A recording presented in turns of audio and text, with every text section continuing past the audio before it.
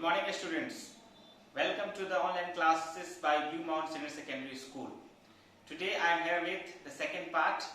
I hope you would have gone through the first part of this chapter. Today I am going to discuss nutrition in amoeba. Amoeba is a microscopic organism that is unicellular, मतलब कि वो एक cell का सिर्फ बना हुआ है, ठीक है। तो ऐसा बहुत सारा ऑर्गेनिज्म है जो सिर्फ एक सिंगल सेल का बना होता है, उन्हें हम यूनिसेलुलर ऑर्गेनिज्म बोलते हैं, ठीक। Example is amoeba, paramecium, euglena, etc.. देख हम लोग पढ़ेंगे इसमें अमीबा के डाइजेशन के बारे में, ठीक है। तो अमीबा एक सेल का बना हुआ है, ठीक है। तो इसका जो आउटर बाउंड्री होता है, ठीक, उसको सेल मेम्ब्रेन बोलते हैं, ठीक है। उसमें एक पिंसर लाइक स्ट्रक्चर मतलब पिलास के जैसा और निकला हुआ रहता है, ठीक है। उसको हम लोग बोलते हैं कि सूडोपोडिया है, ठीक है। सूडोपोडिया का काम है कि मतलब जो अमीबा है बेसिकली वो पॉन्ड्स में रहता है, ठीक, और जो अदर ऑर्गेनिज्म पॉन्ड्स में है उसको वो खाता है। तो इस तरह का पिलास के जैसे उसका जो ये है सेल मेम्ब्रेन वो इस तरह का निकला हुआ होता है, ठीक है। और जैसे ये फूड पार्टिकल है तो फूड को धीरे धीरे करके वो इसमें करके ऐसे करके वो ऐसे करके धीरे धीरे इनगल्फ कर लेता है और अपने साइटोप्लाज्म में ऑब्जर्व कर लेता है उसको, ठीक है। तो जिस बबल लाइक स्ट्रक्चर में वो उसको ऑब्जर्व इनगल्फ किया है, ठीक है, उसको हम लोग वैक्यूल बोलते हैं, मतलब कि एक टेम्पररी स्टमक जैसा काम करता है, ठीक। अब खाना साइटोप्लाज्म में चला गया है, ठीक है, मतलब साइटोप्लाज्म मतलब वैक्यूल के साथ, ठीक है। अब क्या करेगा साइटोप्लाज्म में, हम लोग को तो था कि जैसे लीवर था, पैनक्रियास था, ठीक है, स्मॉल इंटेस्टाइन था, इसमें से जूस निकल रहा था और उसको पचा रहा था। तो इसमें उसका जो डाइजेस्टिव एंजाइम है, मतलब पचाने वाला एंजाइम जो है वो उसके साइटोप्लाज्म में ही होता है। तो डिफ्यूजन प्रोसेस के थ्रू डाइजेस्टिव एंजाइम्स वो उस वैक्यूल में जाएगा और वहां खाना पच जाएगा, और जो पचा हुआ खाना है उसमें जो न्यूट्रिएंट्स है वो फिर डिफ्यूजन प्रोसेस के थ्रू साइटोप्लाज्म में आएगा। इसी तरह वो जिंदा रहेगा। और अमीबा के पास वेल डिफाइंड पूरा एलिमेंट्री कैनाल नहीं होता है, ठीक है। और इसीलिए जो स्क्रीटा है जहां पे सेल मेम्ब्रेन वीक होता है, ठीक है, वहां पर रप्चर होकर और फिर वो इजेस्ट हो जाता है। तो इस तरह से इसमें डाइजेशन होता है। और इसका नाम सूडोपोडिया क्यों है? Pseudo means false, podia means feet, ठीक है, क्योंकि वो फूड को इनगल्फ करने के साथ साथ चलने में भी मदद करता है। और इसका जो साइटोप्लाज्म होता है बहुत ही फ्लेक्सिबल होता है, जो उसको चलने में आसानी होता है, ठीक। अब हम पढ़ेंगे डाइजेशन इन रूमिनेंट्स।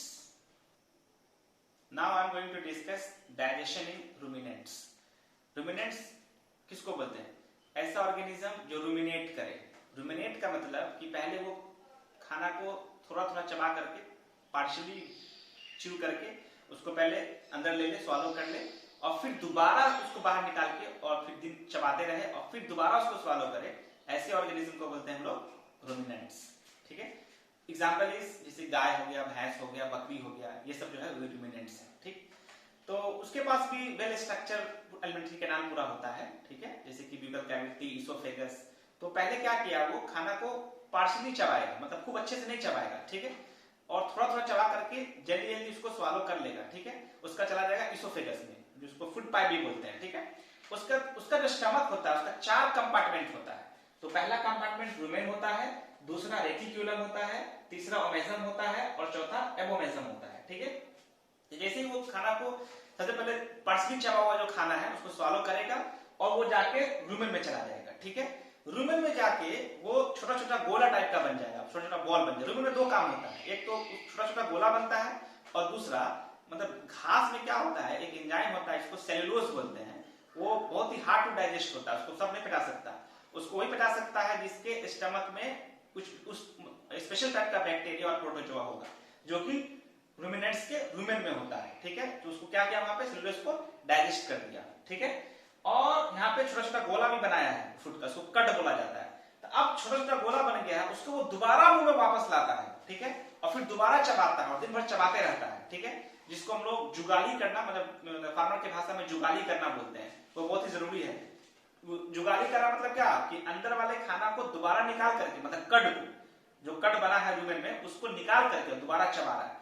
अब जो चबाया है तो खाना को फिर रूमेन में नहीं भेजा, दोबारा जब कर रहा है, मतलब कट को जो चबा लिया, अच्छे से चबा लिया है, उसको फिर रेटिक्यूलम में जाता है। उसके मतलब एक ये कंपार्टमेंट है स्टमक का, फिर रेटिक्यूलम के बाद फिर ओमेजम में, ओमेजम के बाद फिर एबोमेजम में, और हर मतलब जितना भी कंपार्टमेंट है सब में कुछ कुछ डाइजेस्ट होते रहता है।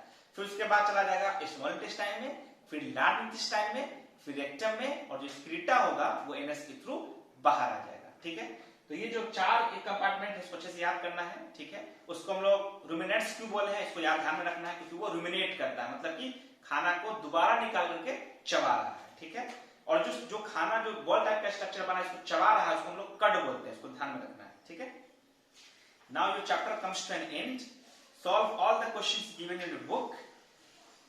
Question number 1, 2, 3, 4, 5, 6. And if you have any problem, then you can contact me. Till then, bye. Take care.